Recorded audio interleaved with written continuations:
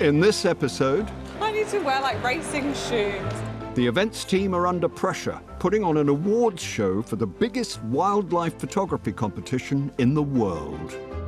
These images should get us to sit up and take note. There are urgent repairs on a triceratops fossil, Think of it as polyfiller for a dinosaur fossil. and we dive with giant whales. It's been a really emotional journey.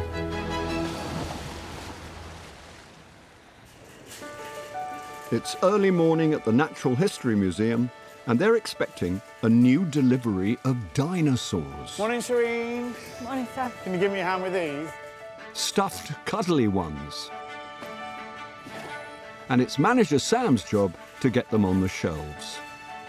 We've got more of the jumbos in. Excellent. Where do you want to put those? Well, I think in the centre is great because not only are you visible, but you know, we really want those little kids to be able to grab one and give it a good hug. In fact, it never stops for the museum's 900 staff, and today the pressure's really on as the clock's ticking. It's the opening of the biggest event in the museum's calendar, the Wildlife Photographer of the Year Awards.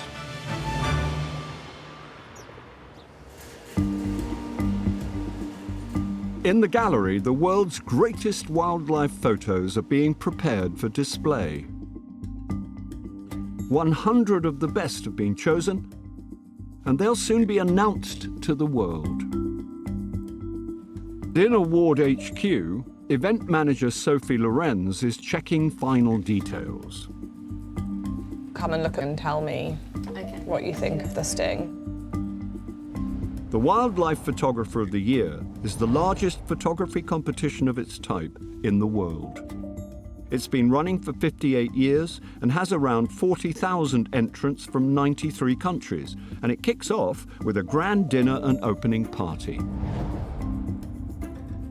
And Amelia, this seating plan, It's been 3 years since they were held in person, and every tiny detail must be perfect. it's been called the Oscars of wildlife photography. I think what's also really important for us as a museum is making sure that everything is really sustainable.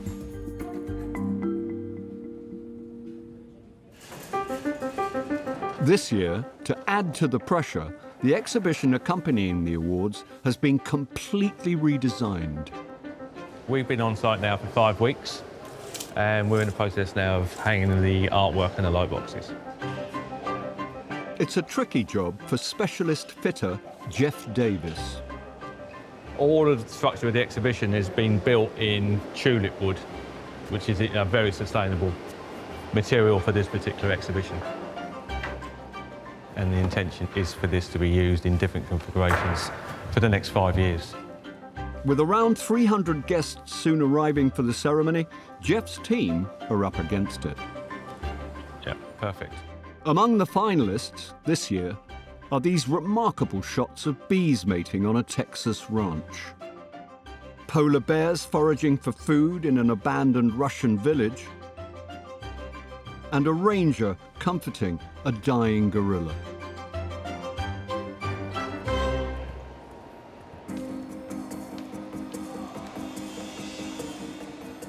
Sophie has to turn this space into a banqueting hall fit for the great and the good, as well as some of the world's top photographers. But there's barely any time to do it because nothing can start till the museum shuts its doors. We close to the public at 6 o'clock in the evening, and our event starts at 7 p.m. Everything needs to be planned to an absolute T. Everyone needs to be really well briefed. It really is an absolute task to get this transformed in time. Everything will have to go like clockwork if they're to pull it off.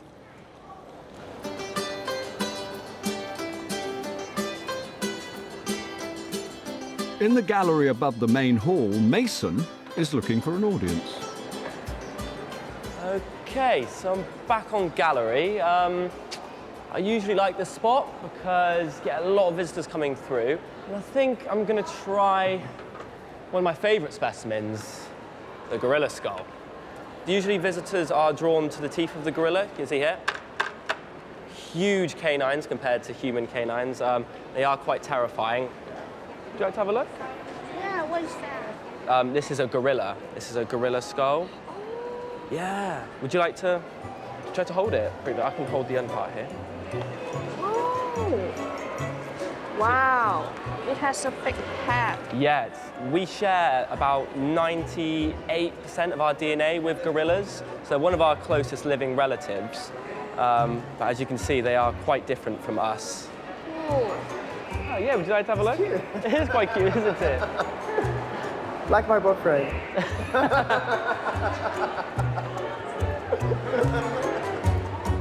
So sometimes when it is really quiet in gallery, I do have a tendency to become Hamlet with a skull. It's just to pass time. Sometimes I can draw people in, but again, that's just the, I think you can tell I study drama at university.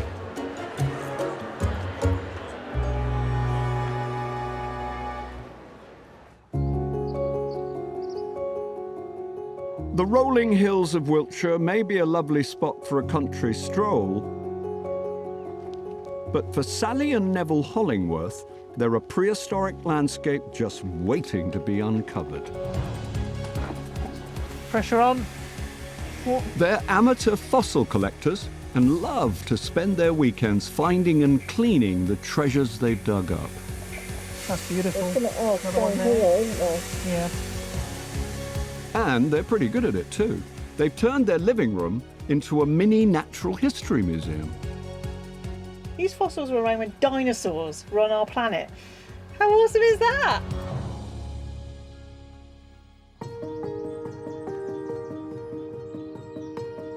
It was during the pandemic that Sally and Neville really hit the jackpot. After getting permission to search for fossils in a local quarry, they uncovered a spectacular treasure trove of marine creatures that lived a staggering 167 million years ago. Oh, yeah. Oh, look at that one there. God, it's beautiful. Absolutely amazing. Another one there. Beautiful. We soon realised we had something really, really special, and it was like a once-in-a-lifetime discovery, a real eureka moment. And it was like a beautiful bouquet of flowers that had revealed itself from this stony tomb. And I'd never seen anything like it. And that's when you said, oh, there's a guy, I'm sure he's still at the Natural History Museum. Let's send him some photos. They hoped he'd be able to tell them more. When Dr. Tim Ewan saw the pictures, he realised that this was no ordinary discovery. He's been studying marine fossils for over 20 years and had to know more. Tim assembled a team and travelled to Wiltshire to investigate. We're super lucky at this quarry site because it might just look like mud to everybody else, but to me this is the absolute treasure trove.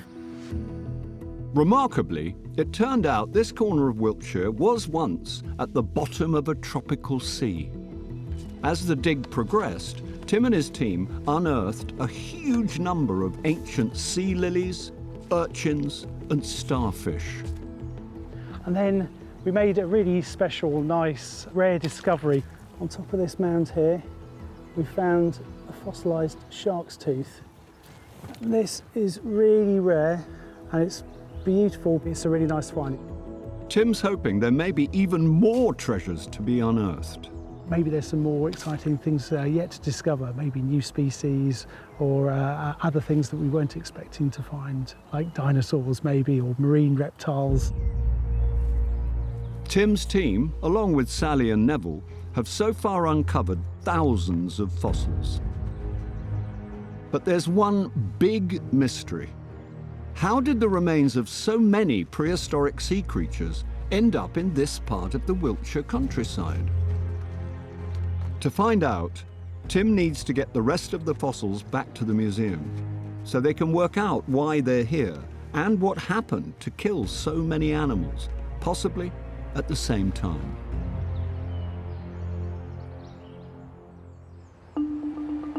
The museum's closed, but duty manager Hattie still has work to do.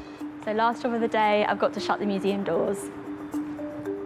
First opened in 1881, the museum's been called a cathedral to nature, with 4 acres of flooring and over 1,400 doors. Very old and creaky doors. Come on. Great, I love doing this. It's my favourite part of the day. I remember being 7 years old and coming through these very doors for the first time, and the fact that it's my job to stand here and close them at the end of the day is an absolute dream come true. So yeah, always happy to do this job. Another great day here at the museum. Yeah.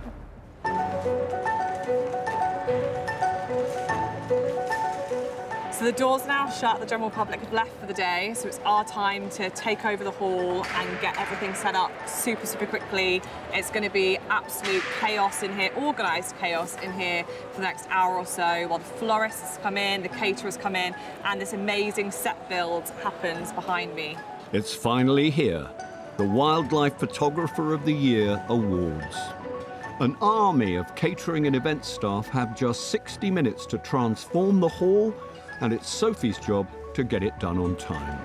Oh my goodness, I'm so excited! This looks amazing. Already, it looks so good. I need to get my photo taken in front of it. I can't forget. The 30 tables are now in the hall, and catering manager Benji has to check each setting. We're just laying up dinner at the moment, and then we've set up each table for the number of guests that are sitting on every table. It's a tight operation, getting in and getting everything set up. Yeah, perfect, that's fun. In the temporary kitchen tucked behind the stage, Chef Arnaud and his team are putting the finishing touches to the food. Tonight, it's a special vegan menu designed to be as environmentally friendly as possible, locally sourced, and with zero waste. So it's a tartuffe with celeriac remoulade, salt-baked celeriac, and then a truffle shoot to finish it. I think the concept is very exciting. Yeah, it's very, very different. Zero waste. Yeah, it's definitely a challenge, but also very interesting. Good evening, welcome. You check in with my colleagues just here. It's nearly 7 o'clock, and the first guests are already arriving. So we opened early. We're 3 minutes from opening time at the moment, and we've probably already got about 60, 70 guests in the room. The competition winner will be a major news story, and Sophie has to make sure the results don't leak out before they're officially announced at tonight's ceremony. We have an embargo that breaks at 11:30. If we don't hit that, the news of the winners will be announced in the press before it's announced in the room. So for us tonight, you don't really get to breathe. Up until then, it's going to be all about timings, really keeping it to precision, which is why we've got so many people here tonight, just making sure we're watching the clock. It's 5 minutes until the guests sit down, and catering manager Joanna is feeling the heat. I thought I just saw a chair without a seat pad then, but I didn't, so that's all good. The next challenge is to try and get 350 plates out on time to get everyone to enjoy their starters. And just when things couldn't get any busier, the evening's host, Chris Packham, has arrived. I'm very excited to be back here. I love the Natural History Museum with all of my heart. I've been coming here since I was a small child, fascinated by dinosaurs and everything. I've had a long association with this particular competition. I think photography is a great way of, forgive the pun, but focusing people's interests on the natural world. But during the last 40 years, this competition has transformed. There's a much stronger message. There's a photojournalist element here. So we don't just see beautiful pictures now. We see important images which are conveying the way that we feel about the plight of some of the creatures. And they're not always an easy look. These images should get us to sit up and take note, or to marvel and want to protect the natural world.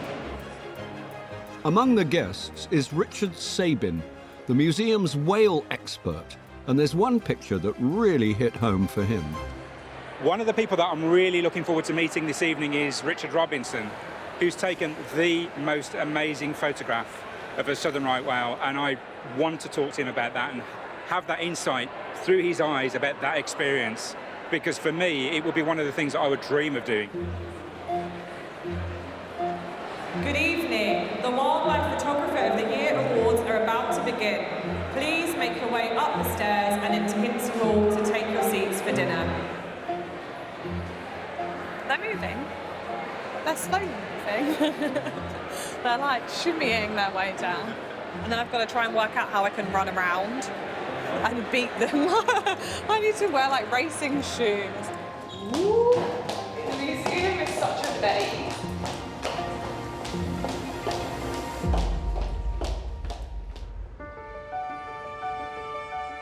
The Natural History Museum is in one of the busiest areas of London, and in its grounds is a hidden treasure.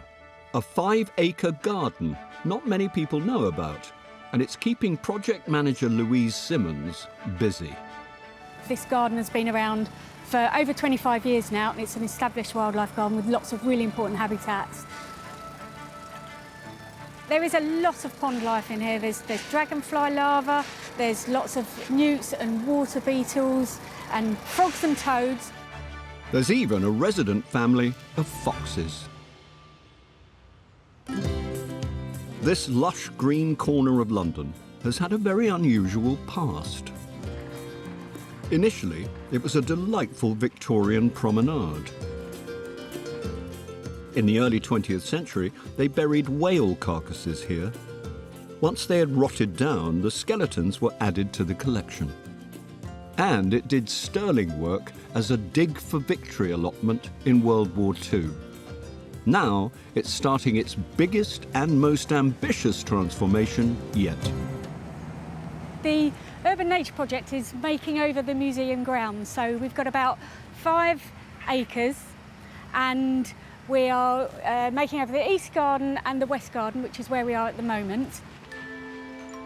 It's going to take around 18 months to complete the makeover. And first, head gardener Tom McCarter has some slippery customers to deal with. I'm trying to find as many frogs, toads, newts that we can so we can move to safety. They're draining the existing pond and creating temporary ones. That means that moving all the frogs, toads and newts to safety is critical. Common toads have declined about 70% since the 70s, I think. So they're really amazing creatures, and people, have grown up with them and love them. We want to, conserve them as much as we can. Big and meaty, it's a toad. That's kind exactly, of what I go on. Oh, look. Shall we go can I release pick him these up? Am I allowed into to the... pick him out? Or should I not touch him? Well, why don't we do it over and then you can actually let them go. The frogs and toads and newts are probably fine just actually being released into the ivy. We have a really, really healthy population of them here, and we want to, conserve them as much as we can. So let's put the frogs over there. Okay. Watch out, the frogs really hot. They are really slimy as well, aren't they? Yeah. They're a lot slimier than the toads. Great to be able to reintroduce them to their temporary home while work's happening. So looking forward to them overwintering and then being able to introduce them back to the new pond. The new pond will be much bigger, and there will also be a stunning walkway for visitors to explore. But it's a delicate business, so to protect the pond life, John Tweddle and his team are keeping close tabs.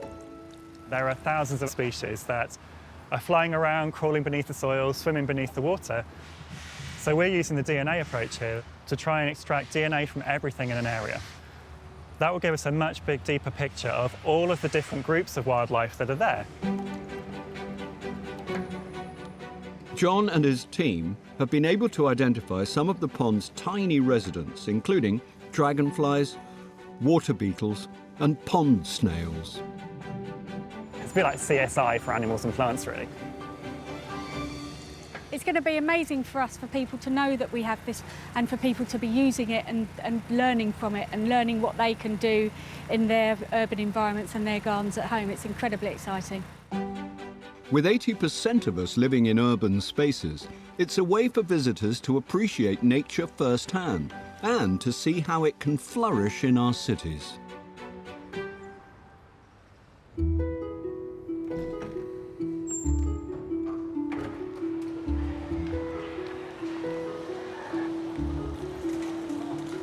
I think they're gonna take one. Oh, let's see.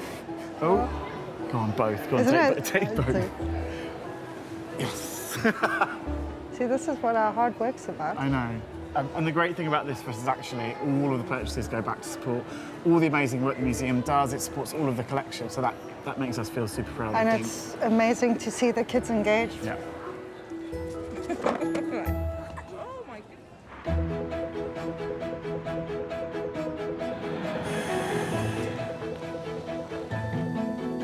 Tim and his team have begun the mammoth task of examining the thousands of starfish and sea lily fossils dug up in a Wiltshire quarry. They want to find out how they got there and what wiped them out suddenly 167 million years ago. We're still just really scratching the surface and starting to find out some of the details and mysteries that are hidden within these creatures. So it's a really exciting time. To look deeper, Tim is going to scan the finds. He wants to see if there are clues to what happened, hidden deep within the fossils. This is one of the thousands we've collected. I'm just going to pop it in this little box and encase it in some foam to stop it moving around. And then I'm going to hand it over to Brett here, who's going to mount it up and put it into this CT scanner. The camera needs to take up to 5,000 pictures of each fossil so that it can be captured in minute detail at super high resolution.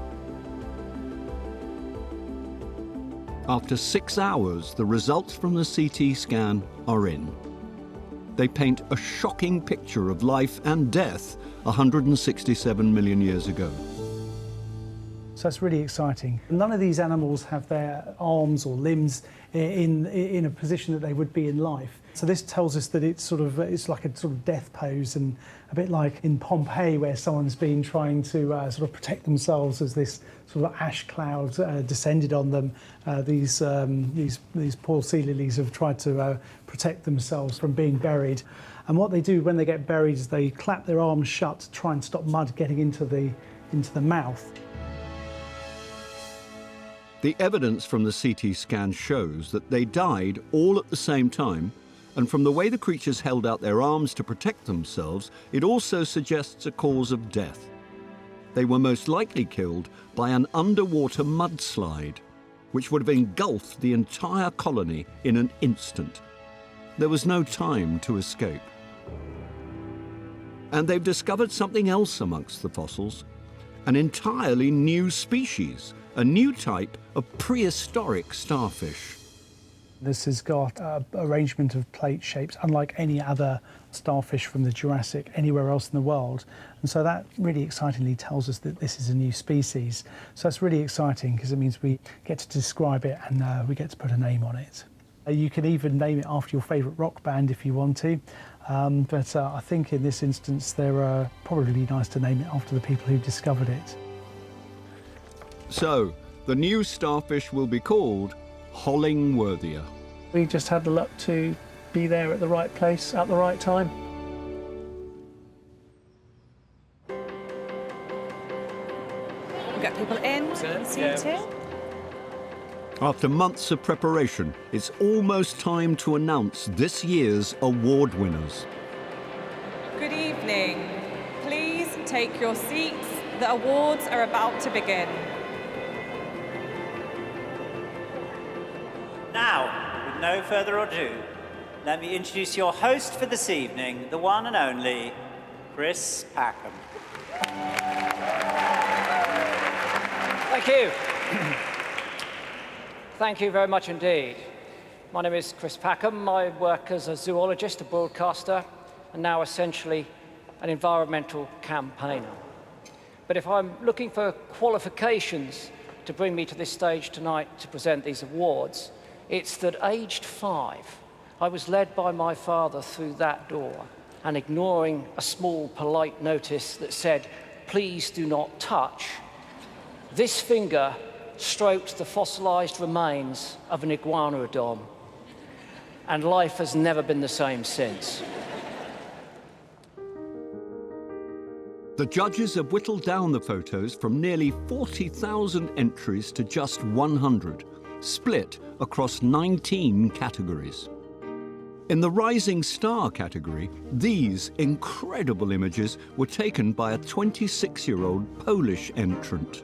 This year, the winner of our Rising Star Award is Mateusz Piersiak.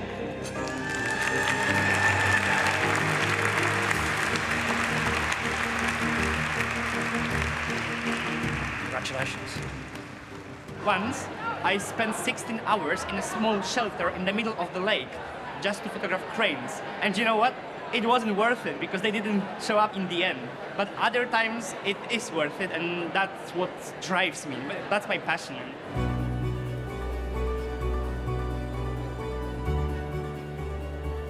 Enjoy your meal. I'll be back shortly after that to announce the rest of the categories and ultimately our grand title winners 2022. Thank you. As the guests tuck into the main course, Sophie's watching the seconds tick away and praying the schedule doesn't slip. We're about 12 minutes over going into dinner, so it's making sure that everything is ready to hopefully announce the winners before the embargo breaks at 11:30. The museum has one of the largest and most important dinosaur collections in the world. And looking after the 9 million items is a highly skilled and never-ending job. In the Conservation Centre, preparator Kieran is attempting to mend a triceratops fossil. The bones are quite fragile, and I need to kind of piece it back together a little bit. It's from one of the most iconic dinosaurs that ever lived. Triceratops is a very famous plant-eating dinosaur from the late Cretaceous, living around 68 to 65 million years ago. Somewhat similar to a rhino, and about the same sort of size and weight as an African elephant. Most distinctive feature of them is the 3 big horns and the big sort of bony frill surrounding the skull. And we still actually don't really know what the frill was for. Originally, it was thought to be a sort of armor plating to protect the neck from being bitten by a Tyrannosaurus rex. But we know we've seen puncture marks on the frill from Tyrannosaurus teeth. So we do know that the Tyrannosaurus could actually bite through this quite easily. It's much more likely to be for mating, to attract a mate. Perhaps these things were quite brightly colored when they were alive and they were signaling to each other with them. Kieran has to chip, scrape and repair incredibly carefully around the precious fossil. I use a lot of dentist tools in my work because they're really good at scratching away hard material. All sorts of picks, scrapers, things like that. But the trickiest part is lifting it. So colleague Lauren is here to help. One wrong move. Yep. And it could shatter. How fragile do you think it is? I think it's very fragile. There's a chance it could break along one of the historic repairs.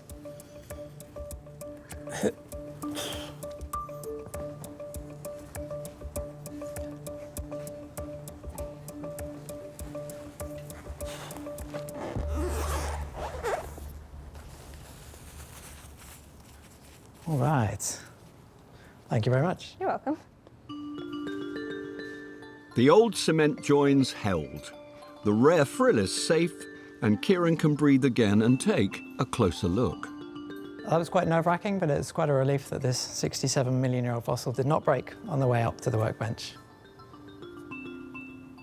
Just going to try and manipulate the putty into the cracks, using more of my trusty dentist tools.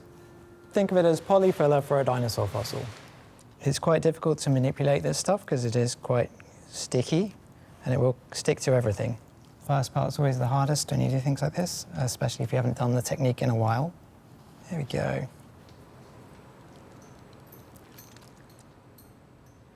That's looking a bit better.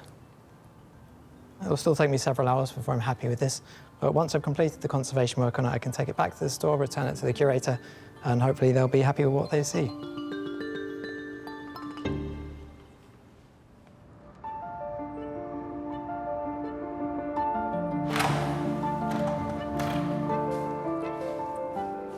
You know, there's a significant quantity of material in here that has been collected over the past 200 years.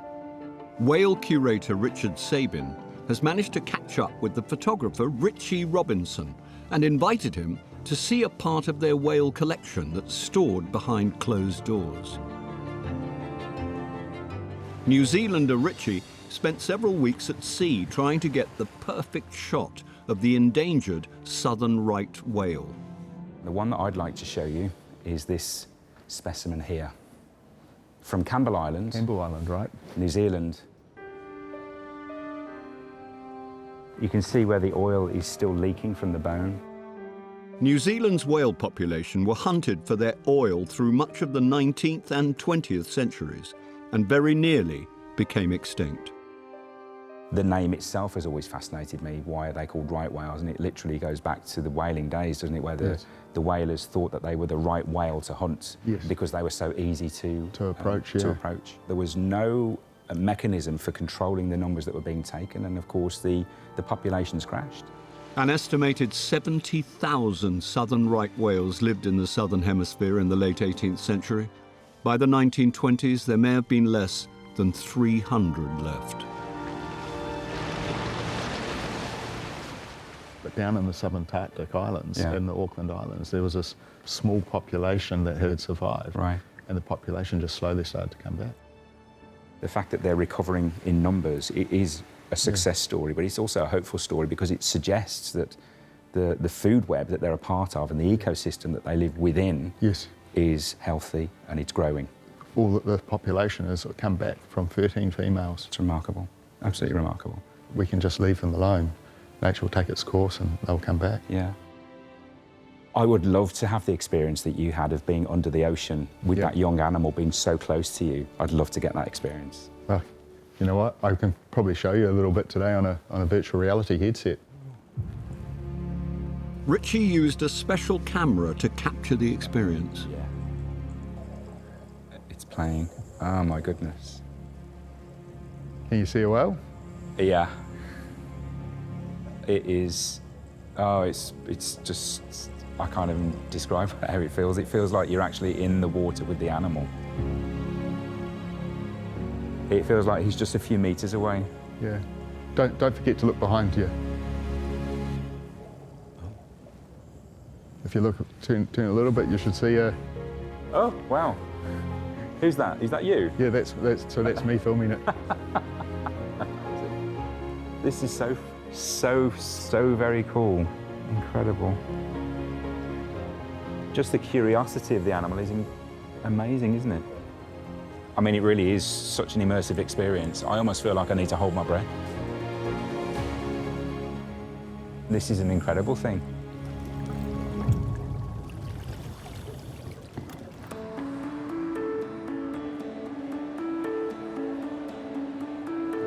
How was dinner?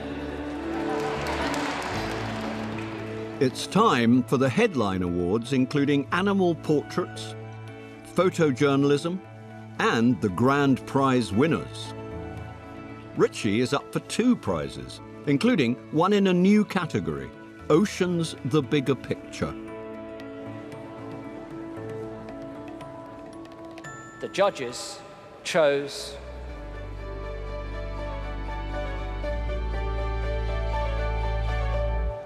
Richard Robinson from New Zealand. Richie's unique shot of mating southern right whales wowed the judges. There we go.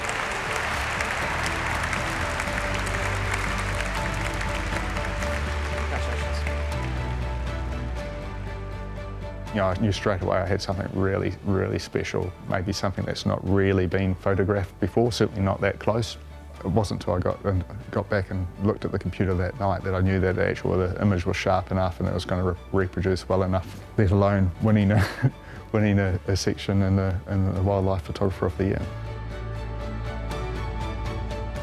But my love of photography came from my grandfather. The last few days I've kind of been thinking, you know, what would he actually feel about, you know, me being in London to receive this award, you know. It's been a really emotional journey.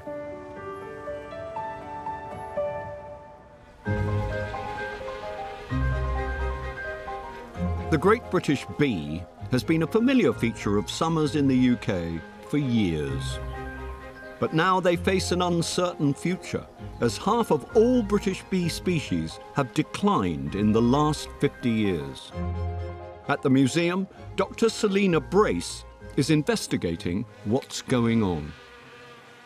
Bees have been in decline generally.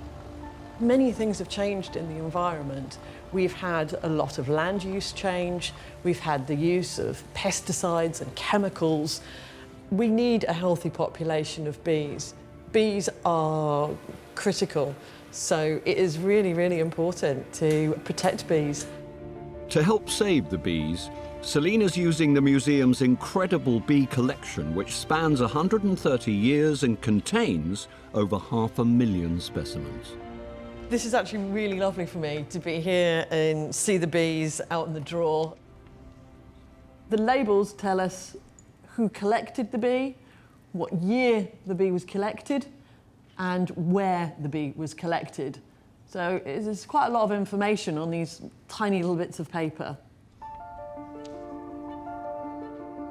Many of the bees were donated by amateur collectors who sent them in from all over the world. This one here is Bombus lapidarius, and this is the red-tailed bumblebee. And very pretty he is too.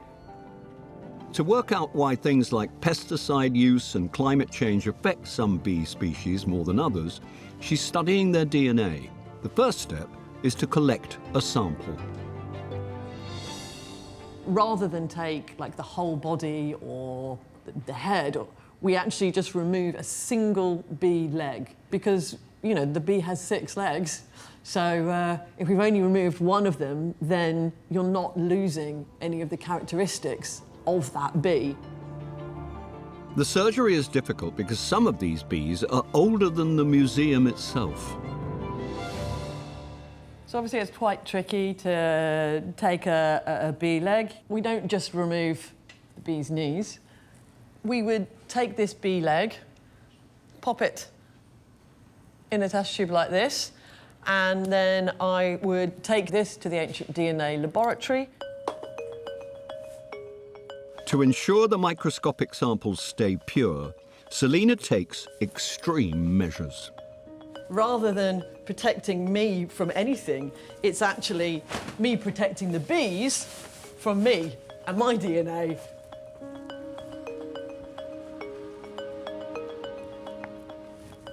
And now I'm ready to go into the Ancient DNA lab. The DNA will tell Selina what characteristics of a bee species have made it more or less capable to survive as the world changes. If we know that climate change is going to continue to increase, we can use our understanding of how bees responded in the past to predict how they're going to respond again in the future. It's a long-term project, but in the meantime, there's something we can all do to help our bees prosper. Planting more flowers, things that bees like, making the environment a good environment for bees to flourish in and to be healthy. This is something we all need to think about.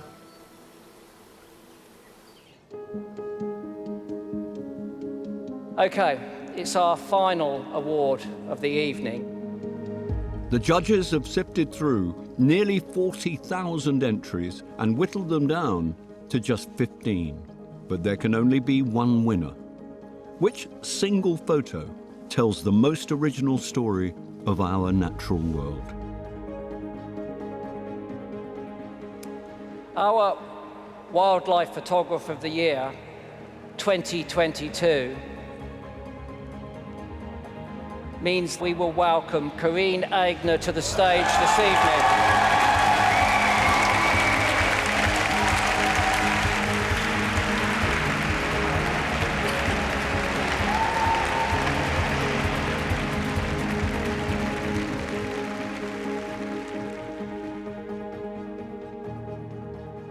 I would have never imagined the trajectory of my path here. This isn't something I really ever thought could happen. The Wildlife Photographer of the Year event is more than a competition. I never imagined I could be here, so I'm just gonna say it. This one's for the girls.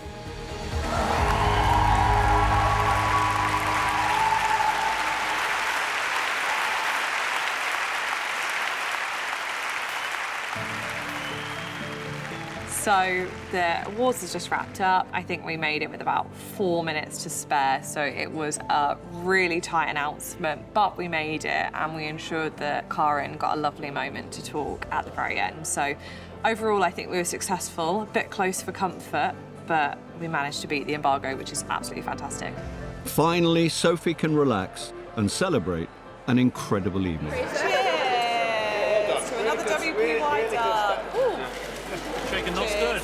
Well done, team. Well done.